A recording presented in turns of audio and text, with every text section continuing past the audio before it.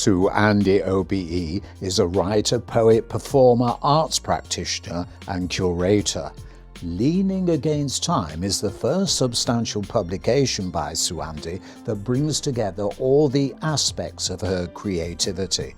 At home with the dramatic monologue as the lyric and the ballad, rhythms of speech and performance echo off the pages in Leaning Against Time, making visible a remarkable trailblazing writing career.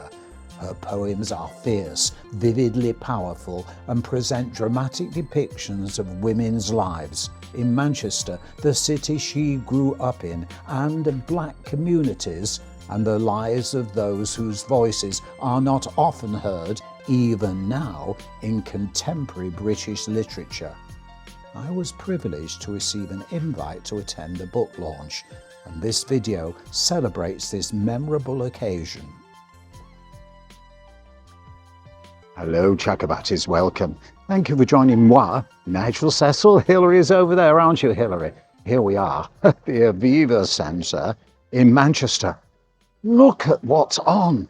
A Balkan erotic epic. That's not for us.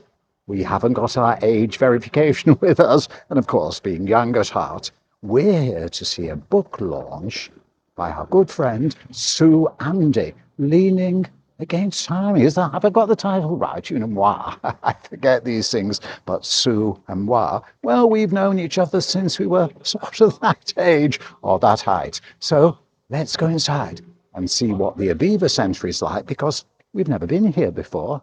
Chakabatis, the ticket office is open, and I hope, Drew is waiting there to hand moi the ticket. Ah, Drew, you are a star. Thank you. Look at that. I've got the ticket, so I shall go and meet Sue. SuAndi, Leaning Against Time. Thank you, Drew.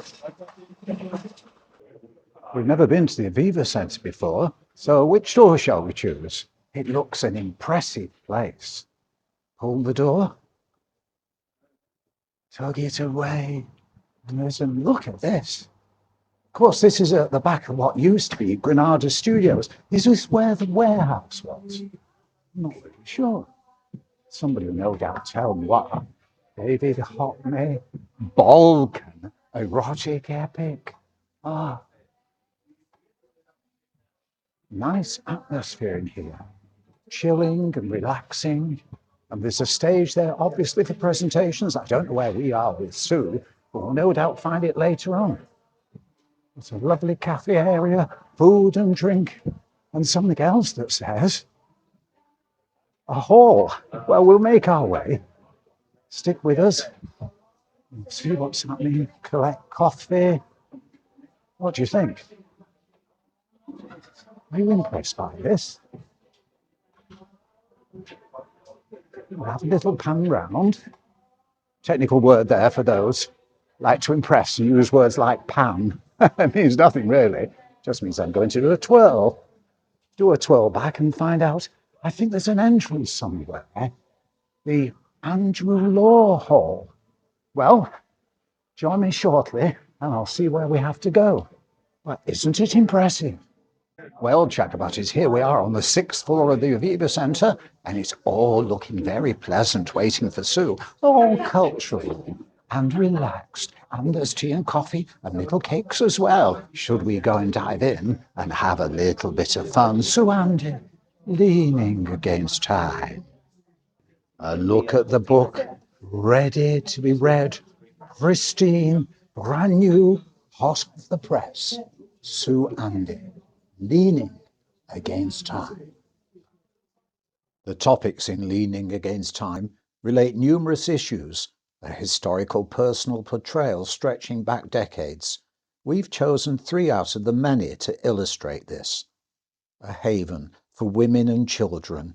July 1981, this space opened its arms to refugees, gave solace and protection when it was needed. It never closed its doors to anyone. The day was not normal. For days the air was static with tension. It was feared, expected, and rejected as easily as breathing. Air weaves continued.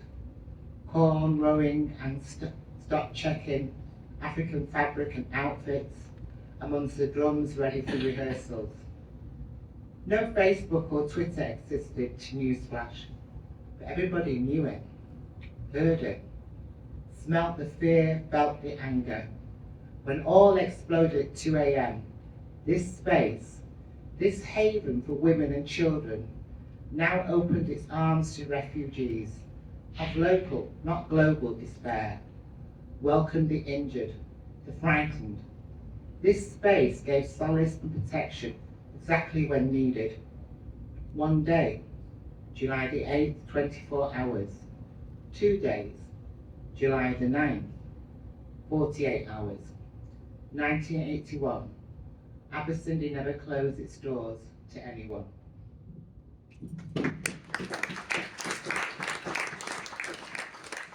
Our next choice is as relevant today as it was when first written by SuAndi. In a small way, it may relate to Equity, the UK trade union for actors, entertainers and creatives, protesting, campaigning, signing petitions, equality. I'm tired of protesting outside. I want to be inside, where it's warm and they're serving coffee, with odd-tasting sandwiches and biscuits single-wrapped. You can throw your crumbs to the birds. I have taken to the streets so many times, my feet are blistered. Can I now stand by the lectern, with a microphone instead of my mouth, working like a megaphone? My lungs burn from inhaling the fumes of all this shit. I'd like to breathe in the air of power and exhale with reason. Tired of screaming my rights, it ain't right. I have signed so many petitions, my hand writes as I am sleeping. Now I click my support from one campaign to the next, and still I'm outside, ostracized to the inside, where you gather to ask of me in hushed tones in case I am listening. We can't hear you at the back, while you refuse to speak louder, for fear your conspiracies will spark a revolution. And I am armed, part of an army of many, across the many hues of my people. You can keep on scheming. We will weep and bury our fallen, pushed over and stomped on by you, generation after generation. But we see your fear, and what we cannot see, we smell. Just like equality, it's in the air, blowing closer and closer and closer and closer.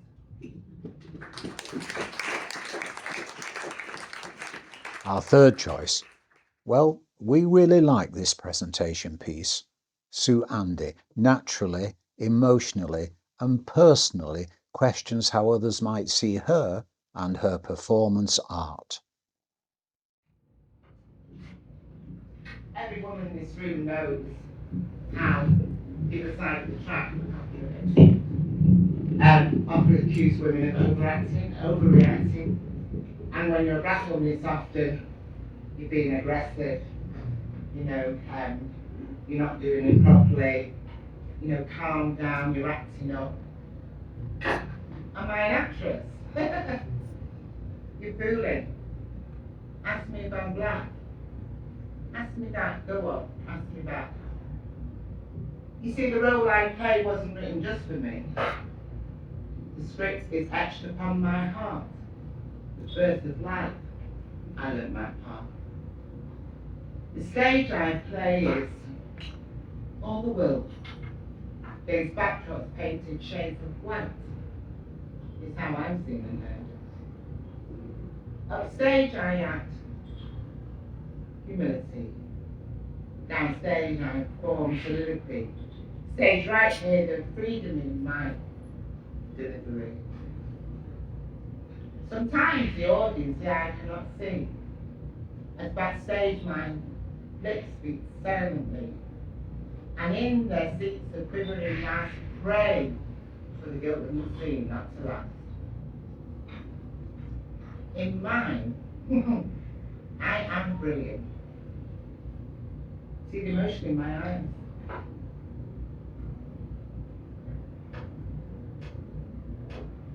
Silence is satisfying. Because in silence, there are no lies. Sometimes I do comedy. Come on, laugh at me. Laugh until your tears flow. Laugh. Enjoy my show. Do I sing? And you see me dance? You see me written my feet and watch you relax. Captures many faces. There are many sides to me. And you will be mesmerized in your search for my reality. In center stage, I am the star. And the depth of my talent has taken me far because this play I'm in is over 600 years old and is not yet written.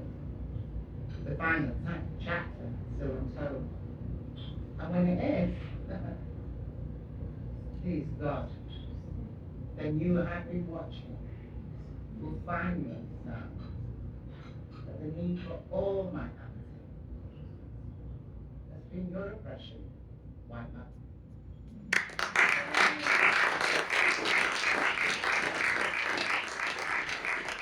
And we all gathered together afterwards to wish SuAndi all the best and enjoy the convivial atmosphere and the cake. I hope that these 3 short extracts from Leaning Against Time prompt you to want to read more. We'll end this video leaving the last words to SuAndi. Right, this cake is not coming home with me, I don't eat cake. Beautiful cake. Fabulous, Sue. Oh, it's fabulous. Absolute fabulous cake. Yeah.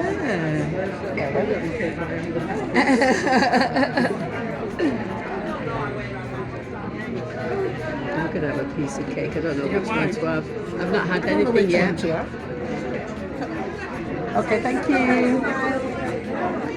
That one at the back, that brown one. Yeah, I know. So look though, that book is the icing on the cake. It's fabulous. Right, so yeah. Say that out loud. I love the way you said that. The book is the icing on the cake. So I did bad puns as per you. Can I leave you to cook this cake? Yes. Yeah, because I'm getting... Oh. Leaning Against Time was my idea. The poem was already written. And I've always felt in a way that I've been waiting to, not to be seen and heard, but waiting to be considered, not valued, considered.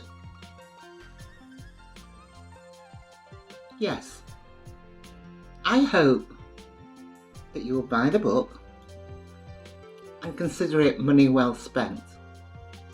If you don't come back to me, tell Carcanet, of course, but that you will consider the voices in the book worthy of your ear, worthy of your time. That very time I'm leaning on. Because the future has to look back in order to make tomorrow better. Thank you.